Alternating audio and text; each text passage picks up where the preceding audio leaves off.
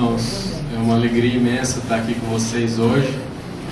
É sempre muito reconfortante, uma honra para mim poder contribuir e dividir com vocês alguns instantes de estudo, porque nós nunca perdemos ao estudarmos, ao meditarmos, ao orarmos, ao servirmos ao próximo, fazermos algo de útil ao semelhante. Nós nunca perdemos ao fazer essas escolhas, né? E como a gente vai ver mais para frente, nesses dois capítulos, na verdade, 24 e 25, nós emanamos e nos nutrimos das emanações mentais daqueles que nos compartilham o ambiente e a sintonia. Por isso é sempre muito gratificante para o meu coração poder dividir com vocês esses estudos, né? Então, inicialmente, na descrição de André Luiz, acompanhado de Hilário, supervisionado pelo mentor Aulus, né? Estava acompanhando um trabalho na casa espírita e tinha uma fila com 3 pacientes aguardando para serem acolhidos, receberem algum tipo de acolhimento, de tratamento espiritual. E ele cita esse cavalheiro que estava na fila, que caiu de repente em estremeções coreiformes, parecendo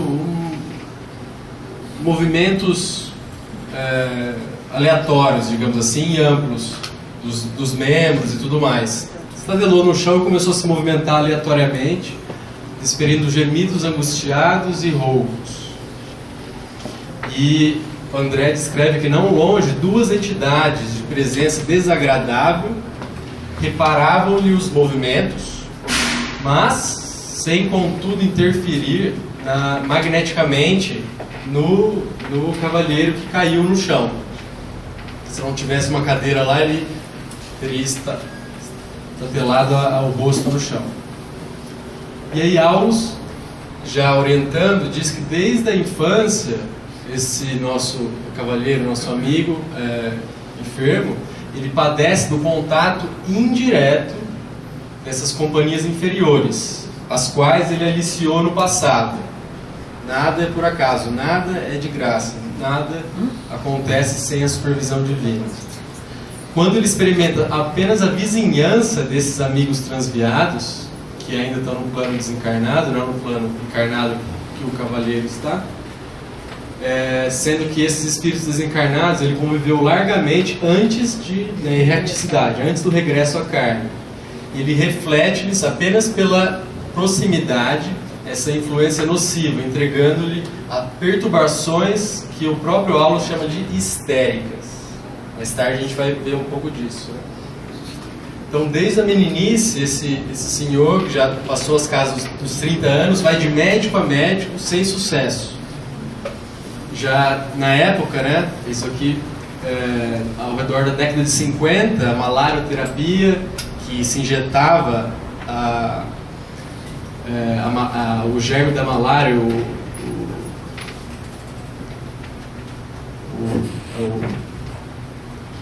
trufozoíto, esqueci o nome, o plasmódio da malária, dentro do líquor do sistema nervoso central, e pela febre induzida gerava convulsões.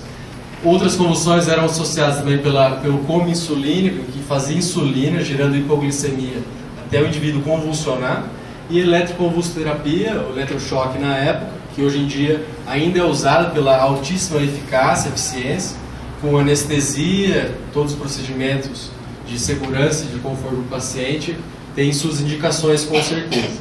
E nada disso teve auxílio prático para esse paciente, né? E aí, nosso amigo Hilário, ele pergunta para o Aulus, né, como interpretar esse caso? Porque não houve desdobramento, não houve uma expansão perispiritual, observada pelo André Luiz e seus companheiros, e nem assimilação fluídica, não havia qualquer contato fluídico que pudesse ser observado, seria um fenômeno mediúnico. Então, o que é isso, né? Então, Aulus fala que, considerando a origem pura e simples do fenômeno, ele é mental. Ou seja, a origem disso é na mente do próprio indivíduo, desse próprio paciente, né? Mas está associada, de alguma maneira, à sensibilidade psíquica. De alguma maneira, ele sentiu, assimilou a proximidade espíritos infelizes que o assombravam, digamos assim, e com isso ele desencadeia por ele mesmo todas essas manifestações. Então, de alguma maneira, ele tem uma sensibilidade mediúnica. A mediunidade é uma capacidade de percepção, como qualquer outro órgão dos sentidos, e ela tem que ter uma disposição orgânica, tem que ter um substrato orgânico para ela ocorrer. Alguns têm mais, outros menos, todos temos em algum grau. E ele tinha isso, mas não acontecia uma interferência mediúnica mesmo, era anímica de fato dele. Então, de imediato, Aulas coloca, ele não pode ser considerado médium. Atualmente ele é um enfermo que reclama cuidados, atenção e tudo mais. Mas sanada a desarmonia agora que é portador, futuramente ele poderia, com certeza, cultivar preciosas faculdades mediúnicas e fazer a educação mediúnica. Mas aí Hilário pergunta, mas a doença em si, ela é do corpo ou da alma? Então, é uma doença da alma, mental, desse nosso amigo, mas retrata-se no corpo. Então, desde os tempos de Freud, muito anteriormente, já se fala em histeria, que na época era um termo muito subjetivo, amplo, um balaio de gatos, em que se colocava todo o fenômeno de natureza neurológica, em que não se encontrava um substrato orgânico para explicá-lo. Então, o mais fácil de entender são manifestações da perda, alterações da sensibilidade. Então, fica paraplégico, por exemplo, não consegue mover um determinado membro, não consegue sentir naquele membro, ou motor, fica paraplégico, não consegue se movimentar, fica na cadeira de rodas por semanas e meses. E nas investigações não há nenhuma lesão orgânica que explicaria aquele fenômeno. Então, pela topografia neurológica é fácil, porque fazer o diagnóstico diferencial em alguns casos. Por exemplo, se tiver uma anestesia, não sente na mão toda, então teria que ter uma lesão no plexo braquial total, do nervo mediano, do nervo radial, aqui posterior, do nervo ulnar. Não tem uma topografia compatível com a anatomia do indivíduo. Mas dentro desses transtornos, desse balaio de gado, atualmente a gente tem uma grande classificação dos transtornos dissociativos, que até no CID-10 tem essa classificação, transtornos dissociativos mistos, que incluem quadros conversivos, que seria uma alteração neurológica em que não há substrato orgânico, não há lesão orgânica. Então a pessoa fica afásica, por exemplo, ela não fala, mas você faz a ressonância, não tem nenhuma lesão cerebral, não tem nenhuma lesão inervando os músculos das cordas vocais, nenhuma lesão da corda vocal em si, não tem nada, mas a pessoa não fala, e fala que não consegue ver, não consegue enxergar, não consegue se movimentar, fica na cadeira de rodas até por meses. Teve um paciente do pronto-socorro que ficou por semanas, até quase um mês no pronto-socorro, numa maca, dizia que não movimentava as pernas. E gerando uma contratransferência nos neurologistas muito negativas, porque é muito comum os médicos acharem ele está fingindo, ou isso é total simulação do paciente, o que é diferente, né? E aí no final, quando ele teve um acolhimento de alguns evangélicos, faziam um trabalho assistencial lá, que ofereceram a casa para ele se abrigar, que ele não tinha onde morar, ele saiu andando, é engraçado, mas ele saiu andando para o pronto-socorro e foi lá. E aí todo mundo, tá vendo? Eu falei que tava fingindo, não sei o quê. Mas é um fenômeno muito mais complexo do que isso, né? Porque ninguém sofre, fica um mês naquele corredor de pronto-socorro por esporte, exatamente. Mas tem diversos outros tipos. Tem fuga dissociativa. O indivíduo ele desliga, não lembra. Quando ele vê, ele está dirigindo para a praia, indo para Ubatuba de carro ou de ônibus, acorda lá. Eu não sei como é que eu vim parar aqui. Isso é comum.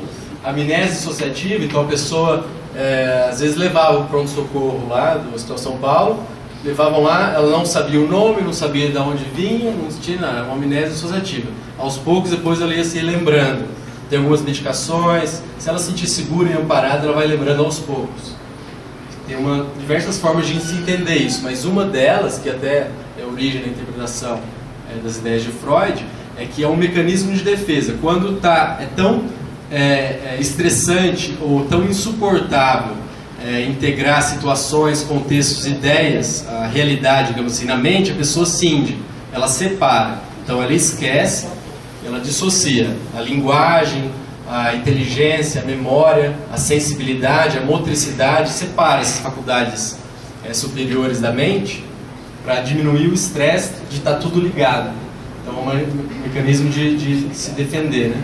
E até tem um transtorno de transe e possessão que é reconhecido tanto no CID-10 como no DSM, que é o Manual Diagnóstico Estatístico da Associação Americana de Psiquiatria, em que quando há fenômenos que nós consideramos mediúnicos, mas fora do contexto religioso dos indivíduos gerando sofrimento, então no meio de Manhattan tem uma incorporação muito bizarra lá, e o indivíduo não quer aquilo, isso gera sofrimento e um desgaste muito grande, é feito isso, sim, e é um diagnóstico puramente descritivo, sem entrar em méritos de causa, mas se reconhece porque é comum, em todas as culturas tem estados alterados de consciência, quando isso gera sofrimento e não está no contexto compartilhado da cultura religiosa do indivíduo, isso é considerado um transtorno, que gera sofrimento. E alguns autores controversos consideram o transtorno de personalidade borderline, que no CID-10 está como instabilidade emocional, que são indivíduos que sentem um vazio crônico, idealizam outras pessoas, de uma hora para outra projetam nela todas as negatividades do mundo, sempre em altos e baixos, relações interpessoais muito instáveis. Alguns pacientes podem ter tendência a se automutilar, se autoagredir para aliviar essa dor, esse vazio crônico, associado também à impulsividade. Consideram que é onde se encontram hoje os quadros histéricos do Freud. Mas um raciocínio muito simplista demais, né? Eles acabaram espalhando por todos esses tipos. E é interessante a gente pensar, no caso do nosso cavalheiro, que padeceu a crise histérica, né, se debatendo no chão, sem ser sido forçado mediunicamente, de alguma forma, ele mesmo gerando aquilo, a gente vê um fenômeno físico que acontece em qualquer estrutura neuronal, no ser humano, até em pombos, gatos, cães, que foi consagrado na década de 20 pelo Watson, foi conhecido hoje como behaviorismo, que nada mais é do que você, através do comportamento de gratificações ou punições, induzir algum aprendizado e a resposta que você quer. Então, essa aqui foi uma pesquisa que o Watson fez em 1920, que hoje com certeza não passaria em nenhum comitê de ética, soa até absurdo, mas na época ele estava tão convicto que ele até filmou isso. Basicamente, ele dizia que o determinismo genético não existe, que era uma balela, que na época era muito considerado isso, até a eugenia, que seria usada na Segunda Guerra Mundial e tudo mais, estava em voga, e que o ambiente falava tudo. Essa dificuldade de ver que as duas coisas funcionam, as duas coisas se entrelaçam, as duas coisas estão relacionadas, né? Mas ele pegava um bebê, mostrava um fogo para o bebê, e o bebê não tinha medo, nunca tinha visto fogo, ele tentava botar a mão, não deixar o bebê se queimar, né? Pelo menos isso. Aí mostrava um rato branco de verdade para o bebê, e o bebê queria pegar no rato, tranquilo. Aí ele começou repetidamente, toda vez que o bebê, que é o pequeno Albert, ele via o rato branco, dava uma martelada numa placa de metal, um barulho muito alto, e o bebê começava a chorar. Fez isso diversas vezes. Toda vez que o bebê tinha contato com o rato, fazia o barulho e o bebê começava a chorar. No final das contas, só dele ver a presença do rato sem o barulho, ele já começava a berrar sem parar, inconsolável. E até com qualquer estrutura de pelagem, mesmo sem ser branca, ele tinha isso, estruturas brancas sem ter pelagem também. Então qualquer coisa que lembrava aquele momento, isso acontecia. Então ele, com certeza, depois não tem segmento de como é que fizeram com a criança, se ele desaprendeu isso depois, infelizmente. Mas é um aprendizado. Então, na erraticidade, nosso companheiro que apresentou aquilo lá, sofreu inúmeros ataques dessas entidades desencarnadas, né, que o vampirizavam e o faziam sofrer demasiadamente. E com isso, só dele perceber, ter uma percepção que estavam próximos, sentir a proximidade, ele já desencadeava nele mesmo aquelas reações emocionais de desespero, desamparo, que se caracterizavam nesse comportamento bastante alterado, de desorganização motora até.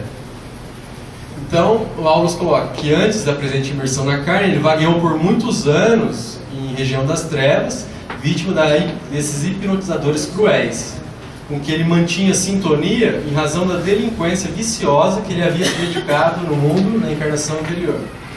E ele voltou à Terra trazendo essas deficiências no organismo perispiritual, que se retratam por essas debilidades neuronais, digamos assim, que se caracteriza bastante por uma facilidade de ser hipnotizados, uma indução pela vontade e uma capacidade de realizar e manter a vontade própria bastante débil, frente a esse sofrimento de longo prazo que ele sofreu.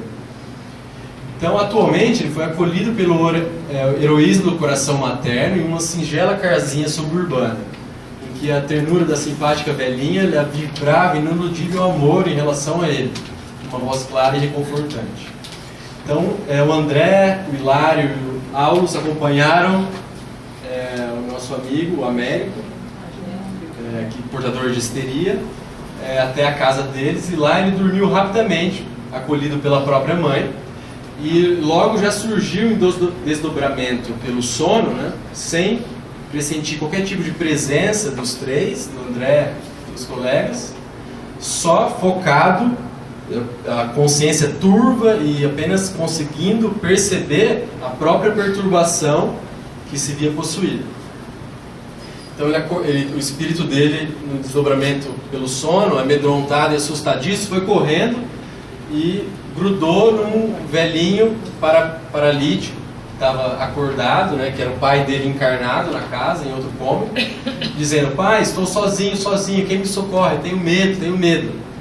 O pai desencarnado, que era companheiro dele desses desvarios, dessas atitudes infelizes da reencarnação anterior, havia ficado paraplégico há alguns anos e pela leitura de obras espíritas, pela paciência, estava se espiritualizando e, sentindo a presença dele, ele fez uma prece a Deus pedindo que o auxiliasse, que sentia influência de espíritos inquietos.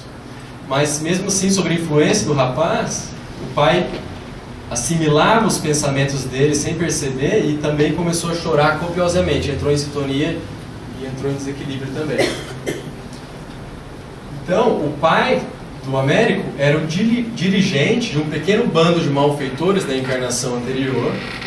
Era extremamente ambicioso, ficou alojado num asilo que faziam saques e perseguindo viajantes, fazendo furtos desses viajantes desprevenidos. E ele conseguiu convencer 4 amigos a serem comparsas dessa estratégia de crime, acompanhando nas aventuras delituosas. E hoje esses 4 são seus filhos. Aí Aulus coloca: desviou-os do caminho reto, agora busca recuperá-los.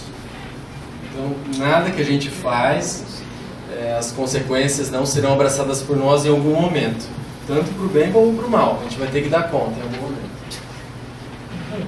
Então, sustentado pelo devotamento heróico da esposa, que não tinha passados de negatividades estabelecidas, né, trouxe ao mundo 5 filhos, sendo 4 de trato muito difícil, que eram esses comparsas da encarnação anterior. Não coincidentemente, esses filhos são os companheiros dos elitos pregressos. Né? Então é o Márcio, que é um alcoolista inveterado, Guilherme Benício, que era só de balada e balada, Laura, que é uma abnegada, filha deles agora, que foi uma irmã extremamente espiritualizada e bondosa em outra existência terrena, e agora encarnava como filha uma bênção no lar, auxiliando tantos companheiros encarnados em sofrimento.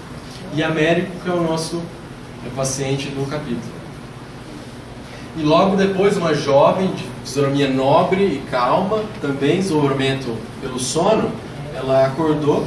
Mesmo ela tendo essa evolução espiritual, ela não percebeu o André, o Hilário e o Aulus, né? Mas ela passou e foi direto reanimar o Américo. que é o irmão dela, retirando para fora. E aí Aulus coloca que Laura, essa filha generosa, mesmo durante o sono, ela vai para ajudar o pai, que está bastante doente, né? Estava chorando, ela foi guiada por essa afetividade em relação ao pai, que foi o irmão dela em outra encarnação.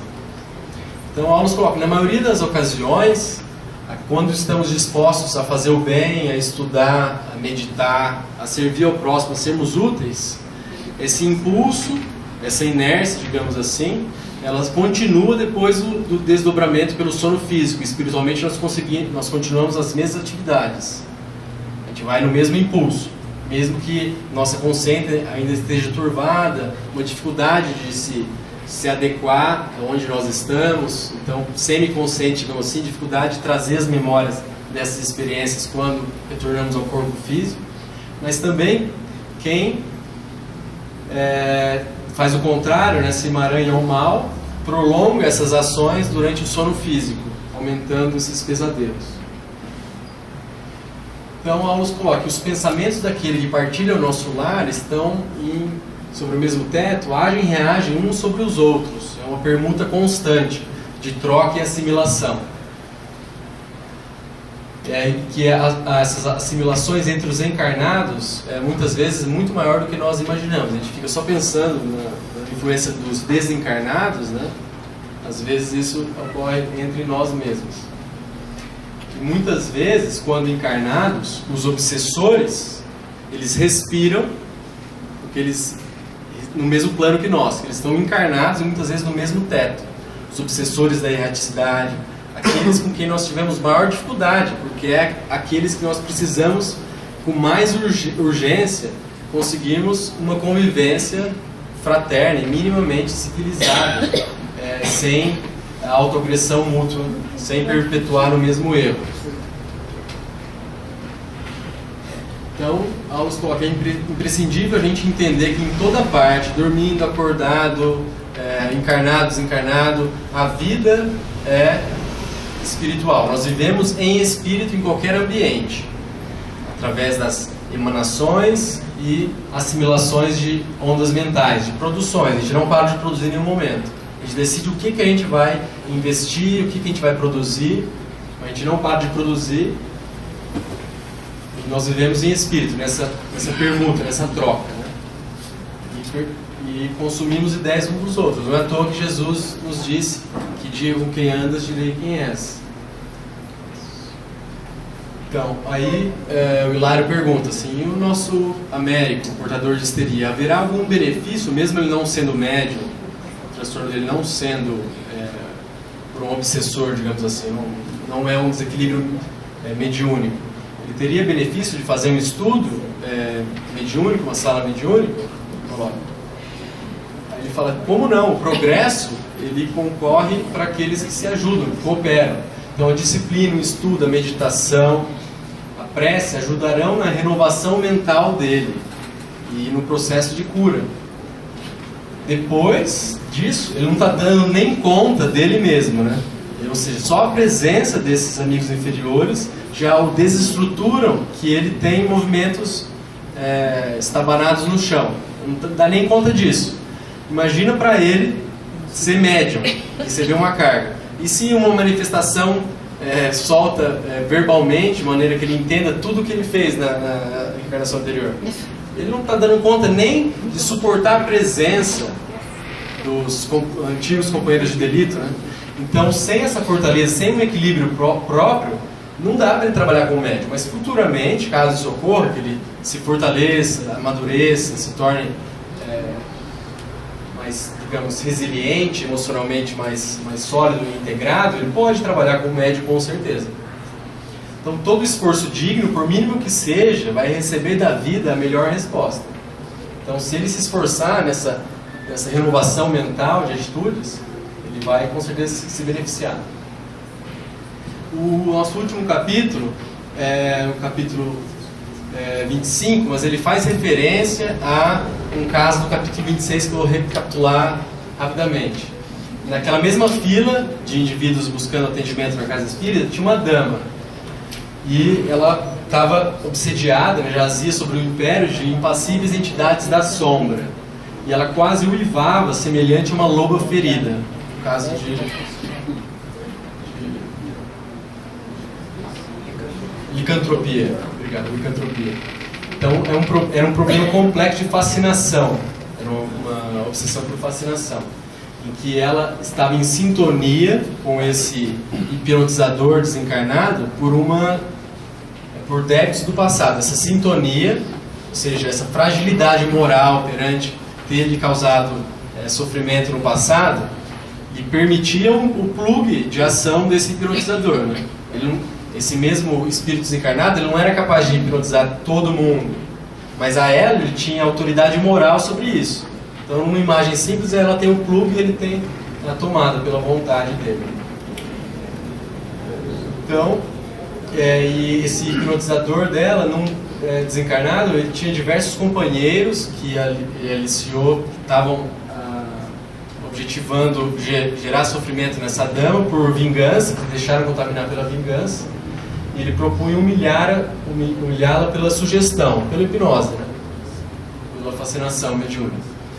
E as raízes dessa desavença, desses obsessores e essa dama, vinha mais de um milênio. Então, quando Aulus auscultou a mente do obsessor desencarnado, ele vivia na velha Toscana, era um legionário de Hugo, esse poderoso duque de Provença no século X, no século X. E aí, ele mentalmente, o obsessor, ele lembrava de um saque que ele havia feito da própria família. Então ele se permitiu se transformar num estrangulador sem escrúpulos, ao matar os próprios pais para partilhar das riquezas com ela. E ela não retribuiu. Então ela pegou e se mandou. E ele está há mais de 1000 anos atrás dela, se entregou a essa vingança, né, esse desejo, esse ódio, sem conseguir perdoá-la. E ele falava em dialeto antigo da velha Toscana, e a mediunidade era de alta qualidade, digamos assim, tecnicamente, que não se traduzia pelo português, que era a língua dela. Então ela falava direto o dialeto desse obsessor. Tamanho era o vínculo mediúnico de ambos, né? Então, quando a qualidade mediúnica, digamos assim, ela é muito de alto teor, sai de acordo com a emanação mental do espírito mesmo, sem o filtro, sem capacidade de filtro, de controle mediúnico. Tanto de mediunidade inconsciente, mal educada, digamos assim, como nesse grau de hipnose, de controle mais importante. Então, esse capítulo ele fala sobre essa fixação mental, citando como exemplo esse espírito, estava há mais de 1000 anos fixado naquela ideia, naquele acontecimento, naquela encarnação, fixo na ideia de vingança, reverberando esse pensamento. Então, Hilário pergunta, como que pode a mente deter-se em determinadas impressões, demorando-se nelas como se o tempo não caminhasse? Pergunta. E Aulus coloca que o tempo ele é daquilo que deles nós fizermos. E uma experiência subjetiva muito simples e fácil de fazer, é que todos nós já temos, é que o tempo passa voando quando nós estamos nos divertindo, num ambiente bacana, agradável, e quando a gente está num sofrimento, numa situação desagradável, o tempo parece que não passa nunca. Então embora no relógio as horas são as mesmas para todos, subjetivamente ele passa mais devagar ou mais lento, de acordo com o grau dessa experiência interna. Então, o tempo ele pode de fato cristalizar-se dentro de nós, a ponto de se manter igual ao longo do tempo, se nós gravitarmos em torno desse ponto nevrálgico. No caso foi ele ter assassinado os próprios pais e ainda ter sido abandonado pela amante que o dirigiu a fazer dessa forma. Então, essa perturbação interior, seja desânimo, paixão, crueldade, vingança, ciúme, e se nós nos gravitarmos em torno dela, o tempo ele pode voar, digamos assim, e nós permanecermos os mesmos. Então nós podemos, de fato, se não vigiarmos, nos tornarmos imóveis ao longo de tempos muito prolongados, de anos até séculos, nessas malhas de sombra. Se a gente não nos curvar, ou se a gente continuar nessa rebeldia contra o imperativo da marcha incessante do bem, que é da lei divina, que todos nós, uma hora ou outra, vamos ter que nos adequar. Então, o desvencilhamento dos pensamentos de humilhação e de derrota pela vaidade ferida de ter feito algo absurdamente horrível e mesmo assim ter sido traído por essa dama e outra na encarnação pregressa, sem esse trabalho incessante de renovação e de progresso, ele mantém esse indivíduo nos fantasmas da aflição e desalento. Mas se nós fizermos o inverso, nós nos desvencilharmos esses pensamentos de revolta, de termos sido traídos, termos sido humilhados, e nós nos dignarmos pelo trabalho incessante do bem, pela utilidade, pelo aqui e no agora, buscando servir, buscando buscar o que está acontecendo no momento, deixando o passado para trás e focando no hoje, a gente pode transformar esses fantasmas da aflição e desalento nas melhores esperanças possíveis. Depende de nós. Aí Hilário pergunta assim, mas é possível que em 10 séculos ele não encarnou mais nenhuma vez? Aí Aulus coloca que ele pode ter encarnado, de fato. Só que se a morte nos surpreende em situação diferente daquela anterior, em que nós estamos subjetivamente fixados aos pensamentos de ódio e vingança, e numa ausência total de qualquer esforço heróico, de uma suprema renúncia a esse delito que ele foi vítima no passado, sem a renúncia suprema de perdoá-la, no caso, e ele morre nessa situação de emaranhamento aos problemas, ele vai passar anos e até séculos na repetição dessas reminiscências desagradáveis. Então, isso é bastante interessante, porque a nossa condição, o nosso vida mental, digamos assim, na hora da morte, é imprescindível para, digamos, o nosso prognóstico na erraticidade, onde que nós vamos, digamos, navegar por algum tempo. Então, o Aulus coloca que quando alguém desencarna nessa fixação mental de ódio, de vingança, sem ter a capacidade desse hercúleo esforço de renúncia e de perdão, ele não se interessa por outro assunto, se assemelha a um animal em estado de hibernação. Nada mais ouve, nada mais vê, nada mais sente, além da esfera desvairada de si mesmo e do impulso de vingança. E aí, o próprio André Luiz, nesse caso, ele pergunta para o Aulus, e qual que é o remédio mais adequado em uma situação como essa? Ele fala algo bastante interessante, né? Que muitas dessas almas acabam se entediando por elas mesmas, acabam tendo algum insight, despertando, de que elas estão nesse movimento ininterrupto e não vão sair disso, né? Aquela frase sintetiza bem essa ideia, né? Que é loucura a gente achar que vai obter um resultado diferente se a gente continuar fazendo sempre as mesmas coisas. Então, uma hora ele tem um insight desse e fala, peraí, se eu quero sair desse estado deplorável que eu me encontro, eu preciso fazer uma coisa diferente. Outros amigos espirituais, eles, durante a tarefa assistencial, que ininterruptamente é realizada, né, eles acabam acordando para essas novas responsabilidades, essa responsabilidade de renovação mental, de progresso, de troca de ideias, de assimilação de novas perspectivas, de tentar pelo menos enxergar novas possibilidades, senão vai continuar na mesma. Outras, porém, são recalcitrantes e inconformadas, como o nosso amigo obsessor.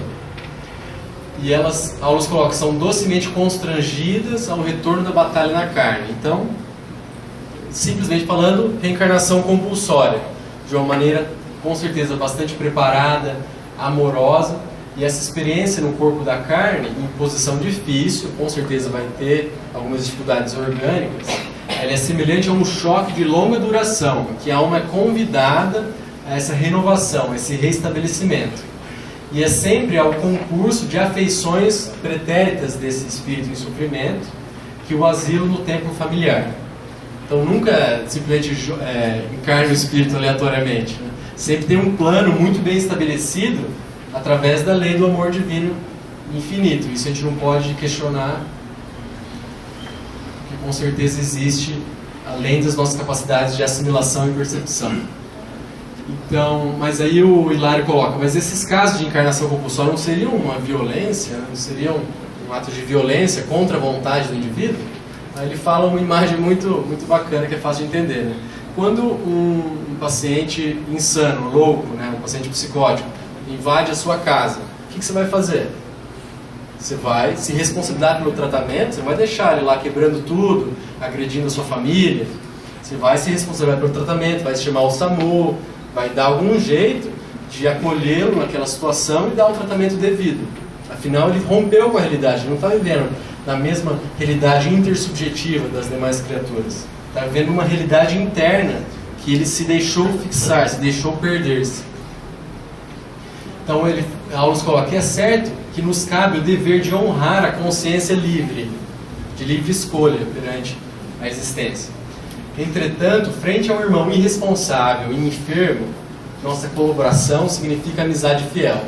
Então, você outorgar, você fazer um tratamento compulsório nesse caso, que nesse exemplo uma nova encarnação, é um tratamento que a longo prazo está beneficiando. Isso é um ato de caridade, de amizade fiel. Então, de maneira bem simples, isso atualmente em nós, dentro dos princípios da bioética de 79 e ainda usado atualmente, isso está em voga e é utilizado em muitas decisões médicas complicadas, né? Então, são alguns princípios muito simples, são fáceis de entender, né? Da beneficência, só vai fazer algum procedimento biomédico, algum ato médico, se isso for beneficiar o paciente, óbvio. E nunca causar maleficência. Então, se os efeitos colaterais forem indistinguíveis do tratamento em si, no mínimo tem que ter um custo-benefício de beneficiar mais do que ter efeitos colaterais negativos para você indicar ou realizar um tratamento. Outros mais, digamos, relativos, mais difíceis, é o de autonomia, que a gente está em discussão agora no momento, que é respeitar a vontade do paciente, né? E o da justiça, a gente vai explicar depois. De autonomia, ela vai ter algumas interferências, digamos assim, quando o indivíduo ele tem vai depender, para você respeitar a autonomia, que ele tenha capacidade de controle dos desejos. Que isso não seja caótico, digamos assim, aquilo que ele quer, as escolhas que ele quer. Tem que ter uma certa ordem, uma certa lógica, né? Ele tem que ter um raciocínio, não pode estar com uma demência grave, por exemplo, nem ter um déficit intelectual grave, ele tem que ter capacidade de discernir, de entender as opções e fazer essa escolha. Então ele não pode estar psicótico. Psicótico significa um distanciamento da realidade.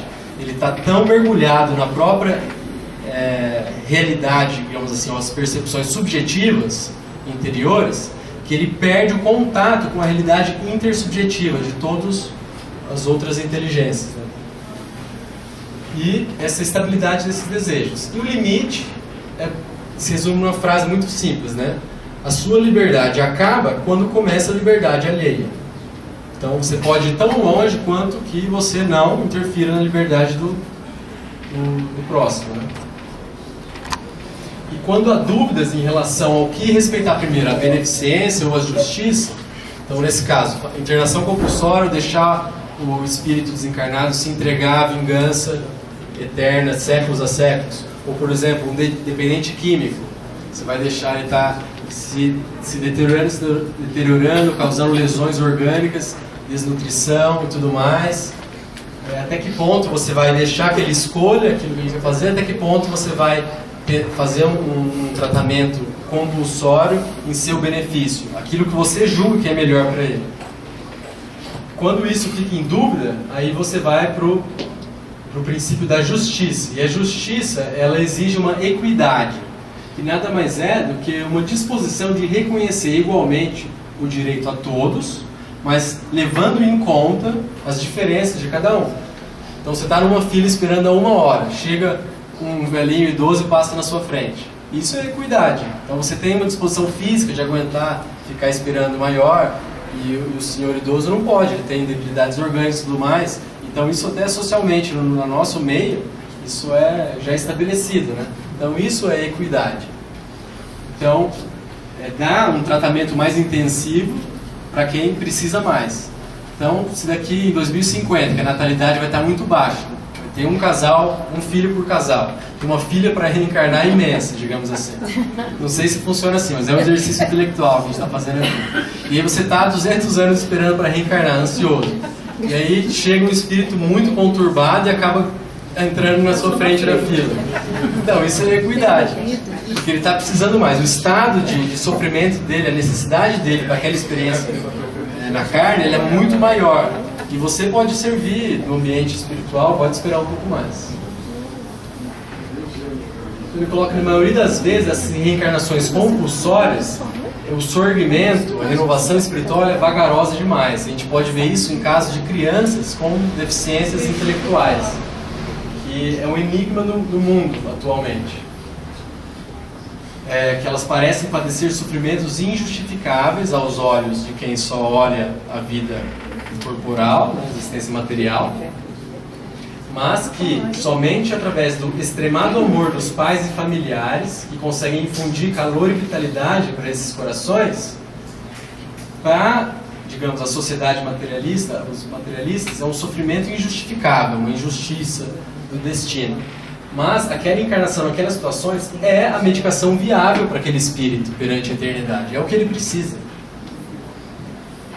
E ele fala que o mesmo ocorre nas chamadas esquizofrenias, transtornos psicóticos em gerais, colocando que quase todas as perturbações congênitas da mente, hoje a gente sabe que os transtornos mentais mais graves, eles têm uma suscetibilidade genética que interage com o ambiente de acordo com o estresse, vítimas de violência, assaltos, perdas. Quanto mais difícil for a vida e maior a suscetibilidade genética do indivíduo, maior a chance dele desenvolver um transtorno psicótico. Isso é algo extremamente dinâmico, digamos assim, não é algo absoluto de maneira alguma. E quase todas essas perturbações dizem respeito a fixações mentais. Então são indivíduos que se entregaram há muito tempo, fixados em situações dolorosas no passado, e essa viciação mental, por ausência dessa capacidade hercúlea de renúncia e de perdão, geram essas perturbações perispirituais. E aqui é o último slide. Ele fala que a recuperação é gradativa desses pacientes através dos choques benéficos das terapêuticas humanas, da experiência no lar, das atribuições dos serviços domésticos, das imposições dos costumes, dos conflitos sociais. Que tudo isso vão instigar, ou forçar o indivíduo, fomentar que o indivíduo participe da vida comum, que desmergulhe da própria vivência subjetiva, em que ele se mergulhou, se afastou da realidade intersubjetiva, que ele volte a mergulhar na realidade intersubjetiva e compartilhar com os outros a experiência da vida, a compartilhar com outros indivíduos. Por isso que no tratamento das psicoses é tão importante a sociabilização do indivíduo. A laborterapia, ele se inserir no mercado de trabalho, ter alguma atividade produtiva, de troca, de permuta com outros membros da sociedade, de inclusão social. Isso é importantíssimo. O remédio, ele diminui os sintomas absurdamente e muda completamente o prognóstico do indivíduo. Mas é o espírito dele, através desse substrato de uma saúde, uma estabilidade orgânica mínima, aí se ele tiver essa permuta entre outros indivíduos, entre outras inteligências, é aí que ele vai ser a cura espiritual dele, que é lenta, mas existe. Então, abrir para discussão. Quem quer perguntar ou falar alguma coisa, estou aqui para aprender também, com certeza.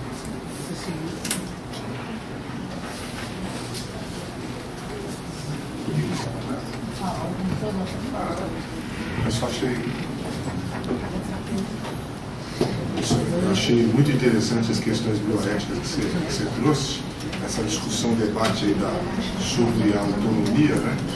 E você trouxe uma que nem todo mundo vê dessa forma.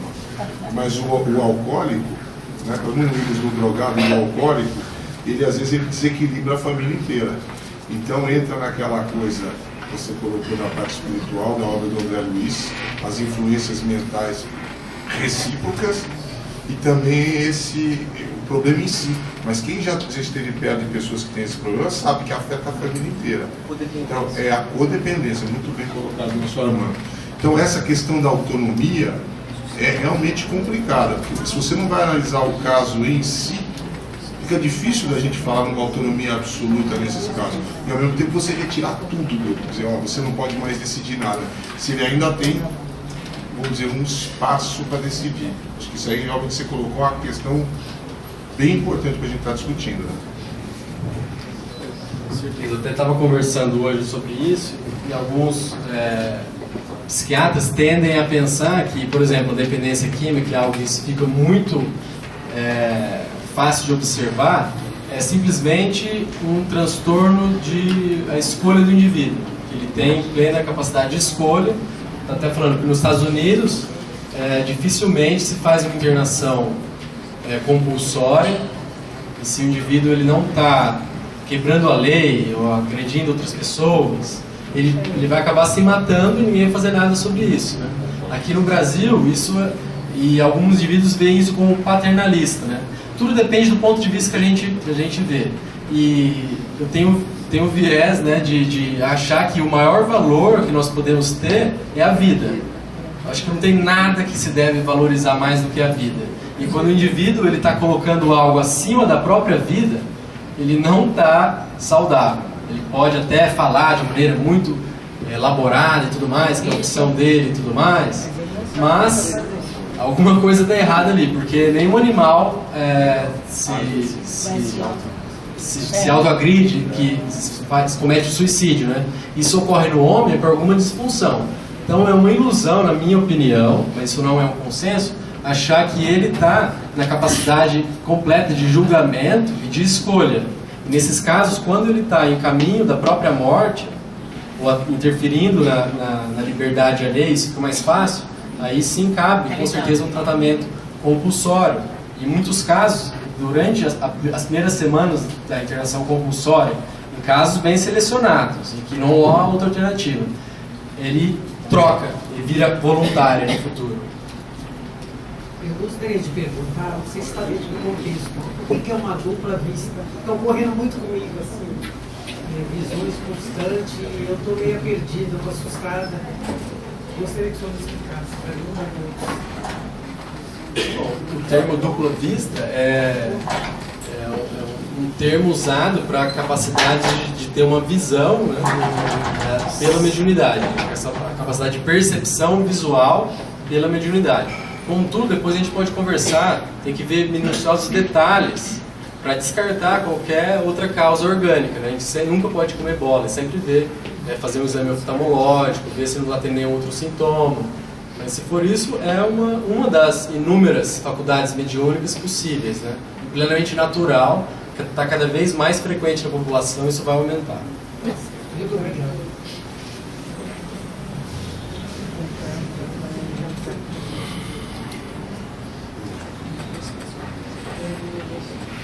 Mas alguém quer falar alguma coisa, colocar alguma coisa?